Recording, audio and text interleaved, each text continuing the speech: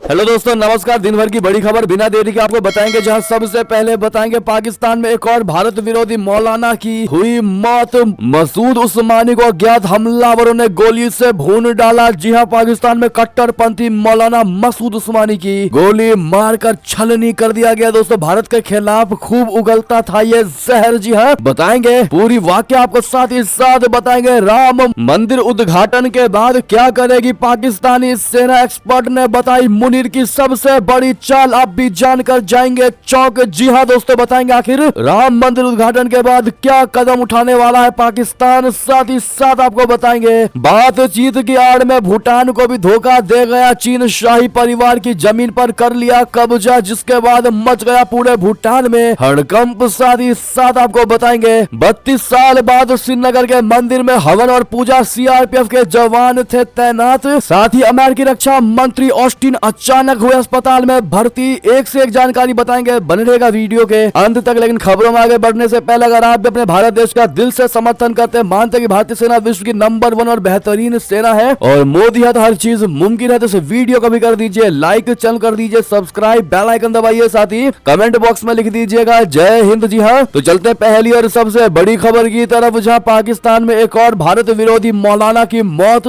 मसूद उस्मानी को अज्ञात हमलावरों ने गोलियों से भून डाला। जी हाँ, भारत के खिलाफ खूब उगला करता था ये जहर। बता दें, पाकिस्तान में बीते कुछ महीने में कई कट्टरपंथियों की हत्या कर दी गई। अब सुन्नी उलेमा काउंसिल के नेता मौलाना मसूद उर रहमान उस्मानी को शुक्रवार को दिन दहाड़े गोली मार दी गई। जानकारी के मुताबिक हमलावर मोटरसाइकिल पर आए थे। उन्होंने उस्मानी की कार पर ताबड़तोड़ गोलियां बरसा दी। इसके बाद गंभीर हालत में उस्मानी को अस्पताल लेकर जाया गया, जहां उनको मृत घोषित कर दिया गया। इस हमले की जिम्मेदारी अभी किसी संगठन ने नहीं ली है। हालांकि हत्या के पीछे कई एंगल सामने आ रहे हैं। मौलाना उस्मानी भारत के खिलाफ भी आग उगलने से बाज नहीं आता था। वो भड़काऊ भाषण देने के लिए जाना जाता था। कई बार उसने भारत में भी जिहाद का जिक्र किया था। हालांकि सीधे तौर पर आतंकी हमलों में कभी उस्मानी का नाम नहीं आया था, लेकिन हमेशा से उसने भारत के खिलाफ बयानबाजी की थी, भारत में भी जिहाद का जिक्र किया था। बहरहाल दोस्तों, वैसे में अब तक जितने भी भारत के दुश्मन मारे गए हैं, भारत के जितने भी मोस्ट वांटेड आतंकवादी मारे गए हैं, वो सारे अज्ञात हमलावरों के द्वारा मारे गए हैं दोस्तों। और सबसे बड़ी बात, मोस्ट ऑफ द आतंकवादी बाइकर्स के द्वारा मारे गए हैं, जहां पर बाइक पर 2 बंदे आते हैं और मारकर चले जाते हैं। और वही फिर एक बार इस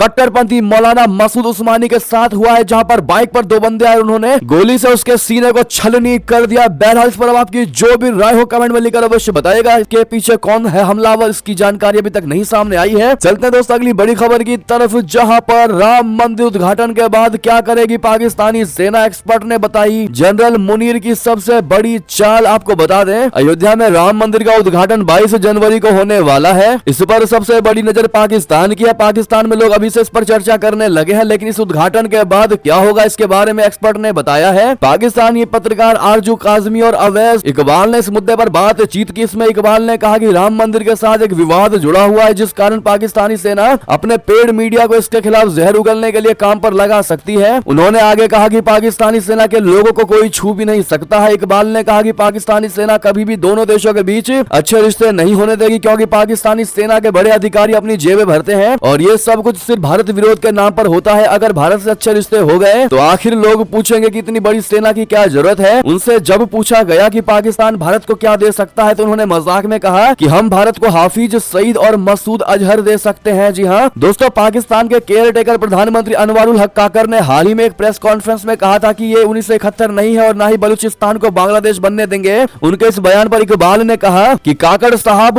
पर मुझे बहुत तरस आता है। वो इस तरह से इस्टेब्लिशमेंट यानी पाकिस्तानी सेना के जूते पॉलिश कर रहे हैं कि पाकिस्तान के पीएम की रही सही इज्जत भी खत्म हो चुकी है। बलोच इस समय इस्लामाबाद में कैंप लगाकर बैठे हैं और अगर आप कहते हैं कि ये 1971 नहीं है, तो ये तय है कि आपने इतिहास से कुछ नहीं सीखा। उनके कहे की कोई वैल्यू नहीं है, उनकी कोई औकात ही नहीं है। जी हाँ, अब ऐसे में दोस्तों, जिस प्रकार से राम मंदिर उद्घाटन के बाद पाकिस्तान की जनरल मुनीर ये बड़ा कदम उठाने वाले हैं दोस्तों, वो कहीं ना कहीं पूरी दुनिया में भारत को गिराने की कोशिश करेगा, भारत में आग लगाने की कोशिश करेगा। इस पर आपकी जो भी राय हो दोस्तों, अगर आप भी मानते हैं कि ये भारत को कितना भी बांटने का काम कर ले, हम एक है, तो अपनी राय अवश्य दीजिएगा और मोदी है तो मुमकिन है कहना मत भूलिएगा। साथ ही साथ जनरल मुनीर को क्या जवाब देना चाहेंगे दोस्तों, इस कृत्य के लिए बताइएगा जरूर। अगली खबर की ओर चले, जहां बातचीत की आड़ में भूटान को भी धोखा दे रहा चीन। शाही परिवार की जमीन पर कर लिया कब्जा। बता दे, सीमाएं बढ़ाने और अतिक्रमण के लिए चीन किसी भी सीमा तक जाने को तैयार रहता है। भूटान के साथ भी चीन कुछ इसी तरह का धोखा कर कर रहा है। एक तरफ वो सीमाओं को लेकर भूटान के साथ बातचीत कर रहा है तो दूसरी तरफ अपना अवैध कब्जा बढ़ा रहा है। हालिया सैटेलाइट इमेज से पता चलता है कि चीन ने भूटान के बेयूल खेनपा जोंग इलाके में शाही परिवार से जुड़े इलाके पर भी कब्जा कर लिया है। यहाँ वो अपना इंफ्रास्ट्रक्चर डेवलप कर रहा है। अमेरिका की मैक्सार टेक्नोलॉजी द्वारा जारी की गई तस्वीरों में देखा जा सकता है कि खेनपा जोंग इलाके में नदी के किनारे घाटी में चीन ने इंफ्रास्ट्रक्चर खड़ा कर दिया है। इस इलाके सांस्कृतिक नजरिए से भी भूटान के लिए मायने रखता है। बता दें कि भूटान की कुल आबादी 8 लाख के करीब है। चीन ने भूटान की जमीन पर सड़कें और इमारतें तैयार कर दी है। जानकारों का कहना है कि चीन को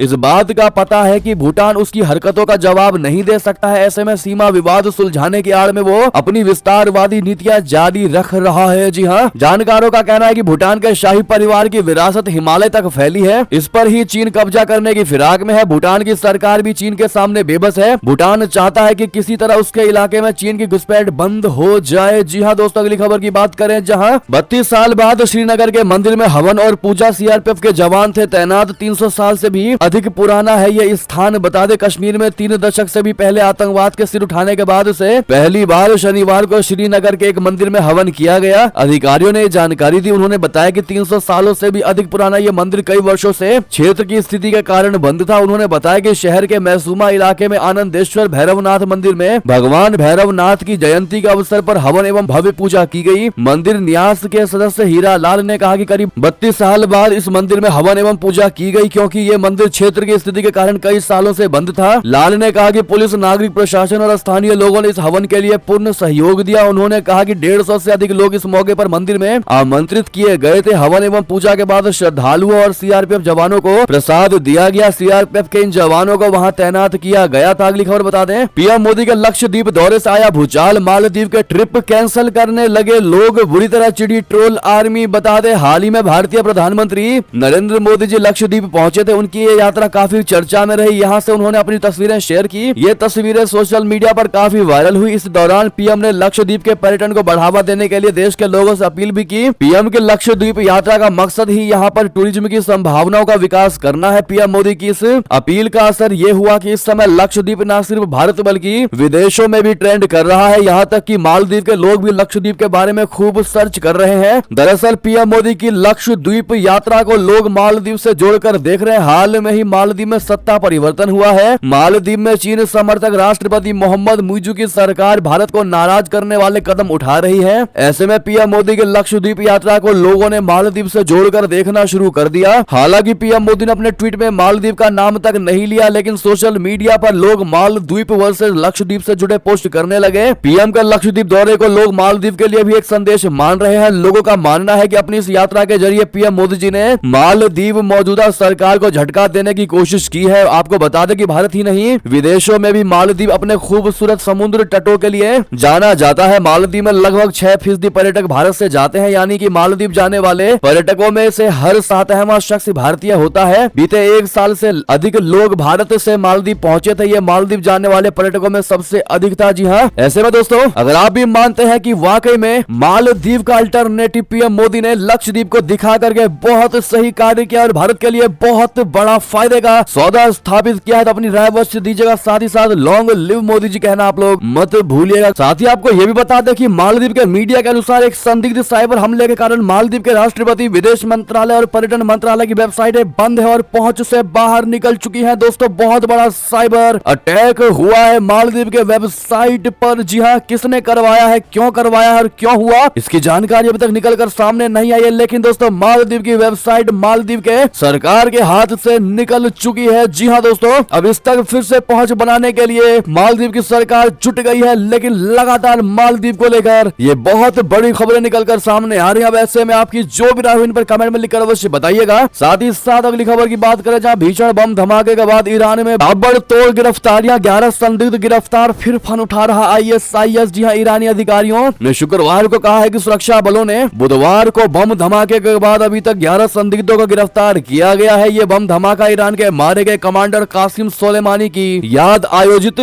स्मृति आयोजित एक कार्यक्रम के दौरान किया गया था। इस कार्यक्रम के दौरान 2 बम धमाके किए गए थे और इस्लामिक स्टेट ने इसकी जिम्मेदारी ली है, जिसमें 100 से ज्यादा लोग मारे गए थे, जिसको लेकर ईरान ने कहा है कि वो किसी भी दोषी को नहीं छोड़ेगा। जी हाँ, ईरान के खुफिया मंत्रालय ने एक बयान में कहा कि सुरक्षा बलों ने करमान में 2 आत्मघाती हमला हमलावरों को सहायता प्रदान करने के लिए 2 लोगों को हिरासत में लिया और ईरान के अन्य हिस्सों में रहने वाले 9 अन्य लोगों को हिरासत में लिया गया है, जिन पर इस घटना से जुड़े होने का संदेह है। जी हाँ, साथ ही टेलीविजन पर प्रसारित एक संबोधन में ईरानी राष्ट्रपति इब्राहिम राइसी ने कसम खाई है कि सेनाएं कार्रवाई करने के लिए स्थान और समय तय करेंगी। जी हाँ दोस्तों, अगली खबर बता दें, हमास नेता की हत्या का बदला ले रहा हिजबुल्लाह, इजराइल पर दागे महाविनाशक रॉकेट। जी हाँ, लेबनान के संगठन हिजबुल्लाह ने इस सप्ताह की शुरुआत में राजधानी बेरूत में अपने सहयोगी समूह हमास के एक शीर्ष नेता की संभवतः इजराइल की ओर से हत्या किए जाने के बाद शुरुआती पलटवार करते हुए शनिवार को उत्तरी इजराइल की ओर दर्जनों रॉकेट दागे। हिजबुल्लाह के नेता सैयद हसन नसरल्लाह ने एक दिन पहले कहा था कि उनका समूह हमास के ऊपर राजनीतिक नेता सालेह अरूरी की हत्या के मामले में पलटवार करेगा। नसरुल्लाह ने कहा था कि अगर हिजबुल्लाह ने अपने गढ़ दक्षिणी बेरूत में अरूरी की हत्या के सिलसिले में पलटवार नहीं किया तो सभी लेबनानी इजरायली हमले का शिकार हो सकते हैं। हिजबुल्लाह ने शनिवार को कहा कि उसने माउंट मेरोन में वायु निगरानी अड्डे की ओर 62 रॉकेट दागे जो सीधे निशाने पर जाकर लगे। इजरायली सेना ने कहा कि करीब 40 रॉकेट मेरोन इलाके की ओर दागे गए, हालांकि उसने अड्डे का जिक्र नहीं किया। एक और खबर आपको बता दें, जहां पर इजराइल हमास युद्ध में चीन का मिला कनेक्शन, पर्दे के पीछे से ड्रैगन का सबसे बड़ा खेल। जी हां, इजराइल और हमास के बीच कई महीनों से भीषण जंग में युद्ध में चीन का भी कनेक्शन सामने आया है। संभव है कि पर्दे के पीछे से चीन बड़ा खेल खेल रहा है। दरअसल इजरायली जांच से पता चला है कि हमास गाजा में युद्ध लड़ने के लिए असॉल्ट राइफलों और ग्रेनेड लॉन्चर सहित चीनी हथियारों का उपयोग कर रहा है। अब इस बात की जांच की जा रही है कि आखिर इतनी टेंशन के बीच ये हथियार हमास के हाथों कैसे पहुंच गए। द टेलीग्राफ ने एक इजरायली खुफिया सूत्र के हवाले से कहा, यह एक बड़ा आश्चर्य है क्योंकि युद्ध से पहले संबंध बहुत अच्छे थे, लेकिन हमें भारी मात्रा में चीनी हथियार मिले हैं और सवाल यह है कि क्या ये सीधे चीन से हमास तक आए थे या नहीं। जी हाँ, एक और खबर की बात करें, जहां पर सिर्फ युद्धपोत कमांडोज ही नहीं, हाईजैक भारतीयों को बचाने में इन विमानों का भी था बड़ा किरदार। दरअसल भारतीय नौसेना ने सोमिलियाई तट पर एमवी लीला नॉरफॉल्क के 21 क्रू सदस्यों को बचाया। इसमें 15 भारतीय थे। आईएनएस चेन्नई जैसे स्टेल्थ गाइडेड मिसाइल डिस्ट्रॉयर से गए मार्कोस कमांडो ने मिशन को पूरा किया, लेकिन इस दौरान आसमान से भी नजर रखी जा रही थी। आसमान में 2 खतरनाक निगरानी और हमलावर एयरक्राफ्ट उड़ान भर रहे थे। एक था Poseidon 8I long range maritime reconnaissance and anti submarine warfare विमान, दूसरा था MQ-9B high altitude long endurance Predator drone, यानी नीचे समंदर में किस तरह से हमला करना है, कैसे निगरानी करनी है, पल पल की अपडेट आसमान से मार्कोस कमांडो को मिल रही थी। ऐसे में भारतीय वायुसेना को भी आप लोग थैंक यू जरूर कहिएगा। अगली खबर की ओर चले, जहां मालदीव के राष्ट्रपति की चीन यात्रा से ठीक पहले आया अमेरिकी विदेश मंत्री का फोन। जी हाँ दोस्तों, मालदीव के राष्ट्रपति मोहम्मद मुइज़ो के चीन रवाना होने से ठीक पहले अमेरिकी विदेश मंत्री एंटनी ब्लिंकन ने मालदीव के विदेश मंत्री मूसा जमीर से बातचीत की है। अमेरिकी विदेश मंत्री ने रक्षा सहयोग, आर्थिक विकास, जलवायु संकट से निपटने और लोकतांत्रिक शासन के महत्व पर मूसा जमीर से बात की है। अमेरिकी विदेश विभाग के अनुसार ब्लिंकन ने स्वतंत्र और समृद्ध भारत प्रशांत क्षेत्र में एक प्रमुख भागीदार मालदीव के साथ सहयोग को मजबूत करने की अमेरिका की प्रतिबद्धता को दोहराया है। मालदीव की ओर से जारी बयान में कहा गया है कि जमीर और ब्लिंकन के बीच रक्षा सहयोग, आर्थिक विकास, जलवायु परिवर्तन और लोकतांत्रिक शासन सहित कई मुद्दों पर चर्चा हुई। अगली खबर की बात करें, जहां विद्रोहियों के सामने पस्त हुई म्यांमार की सेना, चीन बॉर्डर से जुड़े शहर पर किया कब्जा, जुंटा का सरेंडर। जी हाँ, म्यांमार की सेना ने देश में सैन्य शासन लागू कर रखा है। इस बीच जुंटा के विरोध में विद्रोही खड़े हो गए हैं। इस कई हफ्तों की गहन लड़ाई के बाद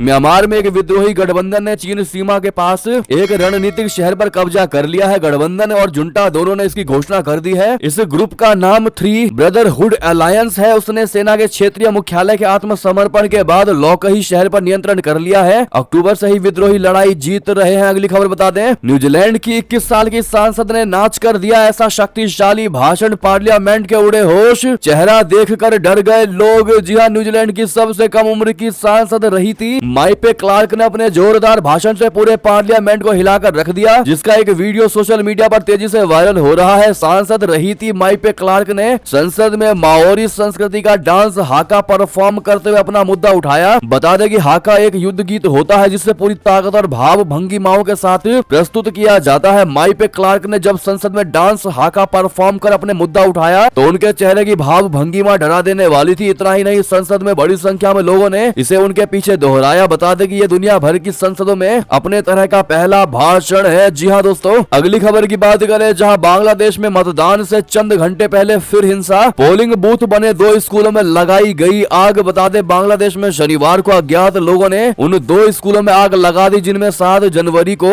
यानी कि आज के दिन आम चुनाव के लिए मतदान केंद्र बनाए गए थे। अधिकारियों ने यह जानकारी दी। अधिकारियों ने बताया कि अज्ञात लोगों ने तड़के लगभग 4:30 बजे चट्टगांव के पटेंगा EPZ क्षेत्र में एक सरकारी प्राथमिक स्कूल में आग लगा दी। CMP पत्तन प्रभाग की उपायुक्त शकीला सुल्ताना ने समाचार पत्र द डेली स्टार को बताया कि असामाजिक तत्वों ने स्कूल के प्रधानाध्यापक के कमरे में आग लगा दी। कमरे में रखी गई नई किताबें जल गई। अब ऐसे में दोस्तों सबसे बड़ा सवाल ये उठ रहा है कि आज हो रहे बांग्लादेश के चुनाव में क्या शेख हसीना फिर बन पाएंगी चौथी बार प्रधानमंत्री। PM शेख हसीना के साथ खड़े हुए भारत और चीन बांग्लादेश चुनाव से ठीक पहले अमेरिका को भी लगा तगड़ा वाला झटका। बता दें, बांग्लादेश में आम चुनाव हो रहा है जिसमें मुख्य विपक्षी दल बांग्लादेश नेशनलिस्ट पार्टी की अनुपस्थिति के कारण प्रधानमंत्री शेख हसीना के लगातार चौथी बार जीत दर्ज करने की उम्मीद है। विपक्षी दल BNP ने चुनाव का बहिष्कार किया है और अवैध सरकार के खिलाफ 48 घंटे की राष्ट्रव्यापी हड़ताल का आह्वान किया है। चुनाव आयोग ने कहा कि उसने देश भर के 300 निर्वाचन क्षेत्रों में मतदान की तैयारी लगभग पूरी कर ली है और सुरक्षा व्यवस्था भी सुनिश्चित की है। बांग्लादेश के मुख्य चुनाव आयुक्त काजी हबीबुल अव्वल ने कहा कि हम चाहते हैं कि हमारे आम चुनावों को न केवल राष्ट्रीय स्तर पर बल्कि अंतर्राष्ट्रीय स्तर पर भी देखा जाए। जी हाँ, एक और खबर की ओर चले जहां पर अमेरिकी रक्षा मंत्री ऑस्टिन अस्पताल में हुए भर्ती हुई मामूली सर्जरी। जी हाँ, अमेरिका के रक्षा मंत्री लॉयड ऑस्टिन एक मामूली सर्जरी के बाद स्वास्थ्य संबंधित दिक्कतों के कारण सोमवार से अस्पताल में भर्ती है। पेंटागन के प्रेस सचिव व वायुसेना के मेजर जनरल पैट राइडर ने शुक्रवार को यह जानकारी दी है। यह पहली बार है जब रक्षा विभाग ने इसकी पुष्टि की है कि Austin Walter read national military medical centre में भर्ती है। राइडर ने शुक्रवार को कहा कि अभी यह स्पष्ट नहीं है कि ऑस्टिन को अस्पताल से छुट्टी कब मिलेगी, लेकिन वो ठीक तरीके से स्वस्थ हो रहे हैं और आज अपनी सभी जिम्मेदारियां फिर से संभाल सकते हैं। उन्होंने बताया कि निजता और चिकित्सा मुद्दों के कारण विभाग ने ऑस्टिन के अस्पताल में भर्ती रहने की सूचना सार्वजनिक नहीं की थी। जी हाँ, अगली खबर की बात करें जहां पर दक्षिण चीन सागर में US एयरक्राफ्ट पर हमले की तैयारी में है चीन। सैटेलाइट इमेज से बड़ा खुलासा। जी हाँ, क्या चीन अमेरिका के खिलाफ कोई बड़ी तैयारी कर रहा है? ये सवाल इसलिए उठे हैं क्योंकि सैटेलाइट से जो तस्वीरें सामने आई हैं उससे ऐसा लगता है कि चीन अमेरिका के खिलाफ कोई बड़ी रणनीति बनाने में जुटा है। सैटेलाइट तस्वीरों से जानकारी ये सामने आई है कि चीन दक्षिण चीन सागर और प्रशांत क्षेत्र में अमेरिकी विमान वाहक पोतों पर हमला करने का अभ्यास कर रहा है। जाहिर है कि चीन के इस कदम से दोनों देशों के बीच तनाव और बढ़ सकते हैं। दरअसल दक्षिण चीन सागर में अमेरिका और फिलीपींस की सेना अभ्यास कर रही है। इस बीच सैटेलाइट इमेज से यह बात सामने आई है कि चीन ने विमान वाहक पोत गेराल्ड R.4 को बैलिस्टिक और क्रूज मिसाइलों से हमला करने के लिए टकलामकन रेगिस्तान में एक नया अभ्यास क्षेत्र बनाया है जो कि झिंजियांग उइघुर स्वायत्त क्षेत्र के पास है। अमेरिका और फिलीपींस यही अभ्यास कर रहे हैं। जी हाँ, अगली खबर की ओर चले जहां पर पाकिस्तान में भी एक राम मंदिर। वनवास के समय यहाँ रुकने का भी किया गया बहुत बड़ा दावा। जी हाँ, अयोध्या का राम मंदिर इन दिनों देश और दुनिया में चर्चा में है। 22 जनवरी को यहाँ पर प्राण प्रतिष्ठा का कार्यक्रम होने वाला है, लेकिन क्या आपको पता है कि एक राम मंदिर पाकिस्तान में भी है? जी हाँ दोस्तों, इस राम मंदिर की कहानी काफी एंशिएंट है, काफी प्राचीन है। दावा तो यहाँ तक कहा जाता है कि भगवान श्री राम जी जब वनवास के लिए निकले थे तो वो यहाँ पर भी रुके थे। कुछ वक्त पहले ब्रिटिश मूल के रहने वाले एक व्यक्ति ने इस राम मंदिर का वीडियो बनाकर यूट्यूब पर भी डाला था। बहरहाल दोस्तों, वाकई में आप लोग भी कमेंट में जय श्री राम जरूर कहिएगा। साथ ही साथ अगली खबर की बात करें जहां चंद्रयान 3 के बाद पहले सूर्य मिशन में भी रचा इतिहास। इसरो चीफ सोमनाथ ने कहा सिर्फ भारत का नहीं बल्कि पूरी दुनिया के लिए है। जी हाँ, कुछ महीने पहले चंद्रयान 3 के इतिहास रचने के बाद भारत के पहले सूर्य मिशन आदित्य L1 को लेकर शनिवार को बड़ी कामयाबी मिली। यान आदित्य L1 अंतरिक्ष में 126 दिन तक 15 लाख किलोमीटर की यात्रा करने के बाद शनिवार को सफलतापूर्वक अपने अंतिम गंतव्य पर पहुंच गया। इस सफलता के बाद इसरो प्रमुख S सोमनाथ ने कहा कि यह महत्वपूर्ण मिशन सिर्फ भारत का नहीं बल्कि पूरी दुनिया के लिए है। सोमनाथ ने शनिवार को न्यूज एजेंसी NI से बात करते हुए कहा कि सौर मिशन आदित्य L1 पूरी दुनिया के लिए है, अकेले भारत के लिए नहीं है। हम ये सभी के लिए इसके वैज्ञानिक महत्व को समझने और इसका उपयोग करने के लिए है। ऐसे में दोस्तों, आप लोग इसरो को कृपया करके बहुत बहुत धन्यवाद, थैंक यू जरूर कहिएगा इस सबसे बड़े लक्ष्य को हासिल करने के लिए और भारत को गौरवान्वित महसूस करवाने के लिए। अगली खबर की बात करें जहां बंगाल में कांग्रेस को लगेगा जोर का झटका। लोकसभा चुनाव में अकेले उतर सकती है ममता बनर्जी की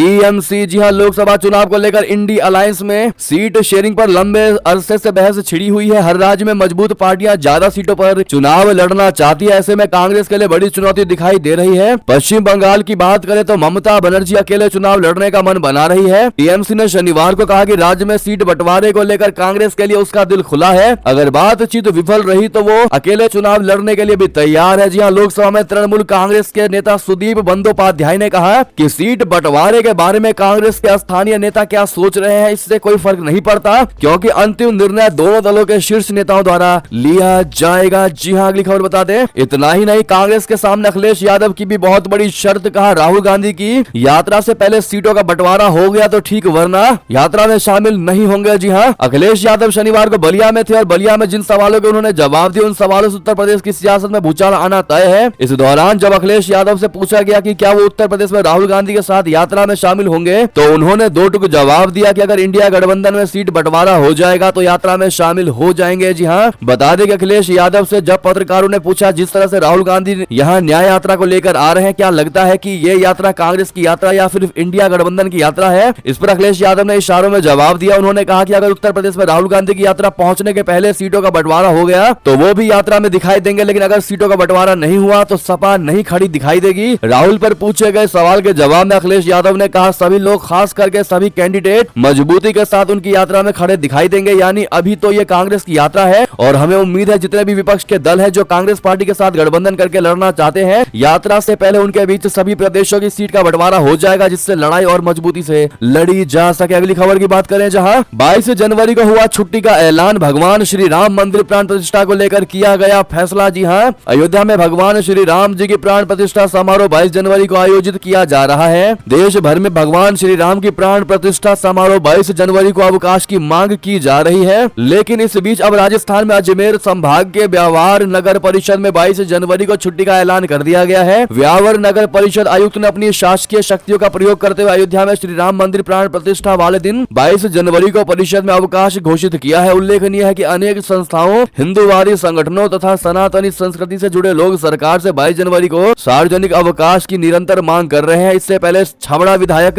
और पूर्व मंत्री प्रताप सिंह सिंघवी ने अयोध्या में भगवान राम की प्राण प्रतिष्ठा समारोह के अवसर पर 22 जनवरी को राजस्थान में सार्वजनिक अवकाश घोषित करने की मांग की थी। बहरहाल दोस्तों, क्या 22 जनवरी पर पूरे भारत में अवकाश रहना चाहिए? क्या कहते हैं आप लोग? अपनी राय अवश्य दीजिएगा। साथ ही साथ अगली खबर की बात करें, जहां भगवान राम जी पर आपत्ति टिप्पणी करना पड़ गया, महंगा विधायक के खिलाफ एफआईआर दर्ज। दी हां, मुंबई पुलिस ने भगवान राम को मांसाहारी बताने वाली टिप्पणी को लेकर राष्ट्रवादी कांग्रेसी पार्टी के विधायक जितेंद्र आव्हाड की मुश्किलें बढ़ा दी है। दरअसल उनके खिलाफ एफआईआर दर्ज हो चुका है। पुलिस के एक अधिकारी ने शनिवार को बताया कि शुक्रवार देर रात उपनगर अंधेरी के एमआईडीसी थाने में विधायक के खिलाफ एफआईआर दर्ज की गई है। उनके खिलाफ शुक्रवार को पुणे शहर में भी ऐसा ही एक मामला दर्ज किया गया है। राकांपा के शरद पवार गुट का हिस्सा आव्हाड ठाणे में जिला मुंब्रा कलवा निर्वाचन क्षेत्र का प्रतिनिधित्व करते हैं। दोस्तों, अगली खबर की बात करें, जहां पर श्री राम ही हमारे पूर्वज है, अयोध्या से राम ज्योति लेने निकली काशी की मुस्लिम महिलाएं। बता दें, अयोध्या में 22 जनवरी को रामलला की प्राण प्रतिष्ठा होनी है। इससे पहले ही महादेव की नगरी काशी से मुस्लिम महिलाओं का एक समूह राम नाम की अखंड ज्योति लेकर अयोध्या के लिए निकल पड़ा है। महिलाओं ने यह यात्रा भगवा वस्त्र पहनकर शुरू किया है। बताया जा रहा है कि ये मुस्लिम महिलाएं अयोध्या पहुंचकर राम ज्योति को प्रज्वलित करेंगी और फिर इसे लेकर काशी लौटेंगी। 22 जनवरी को इसी ज्योति से मुस्लिमों के घर में भी दिए जलाए जाएंगे। जी हाँ दोस्तों, बता दें कि नाजनीन अंसारी और नजमा परवीन ने प्रण लिया था कि वो अयोध्या से राम ज्योति लाकर घरों को रोशन करेंगी। नाजनीन अंसारी मुस्लिम महिला फाउंडेशन के अध्यक्ष है। उनका कहना है कि प्रधानमंत्री नरेंद्र मोदी के आह्वान के बाद ही उन्होंने ऐसा करने का संकल्प लिया था। इस ज्योति के माध्यम से वो काशी के मुसलमानों से भी 22 जनवरी को उत्सव मनाने की अपील करेंगी। बहरहाल दोस्तों, अब आप समझ सकते हैं कि जब सब धर्म के लोग श्री राम जी के इस प्राण प्रतिष्ठा का उत्सव मना रहे हैं, ऐसे में भारी मात्रा में जय श्री राम जरूर लिखेगा। सामने लाइक का बटन दोस्तों दबा दीजिएगा, ज्यादा हो सके जितना ज्यादा इस वीडियो को शेयर कर दीजिएगा। बहरहाल ये देखिए सारी बड़ी खबरें, आपको हमारी खबर कैसी लगी? आशा करता हूँ बहुत अच्छी लगी होगी। अगर थोड़ी भी अच्छी लगी तो इस वीडियो को दोस्तों, भाइयों में, साथियों में, रिश्तेदारों में शेयर अवश्य कर दीजिएगा और अभी कर दीजिए इस वीडियो को लाइक, चैनल को कर दीजिए सब्सक्राइब, बेल आइकन दबाइए, साथ ही कमेंट बॉक्स में लिख दीजिएगा जय हिंद जय भारत। और यहाँ तक बने रहने के लिए आप सभी का बहुत बहुत धन्यवाद। जय हिंद जय भारत, जय श्री राम।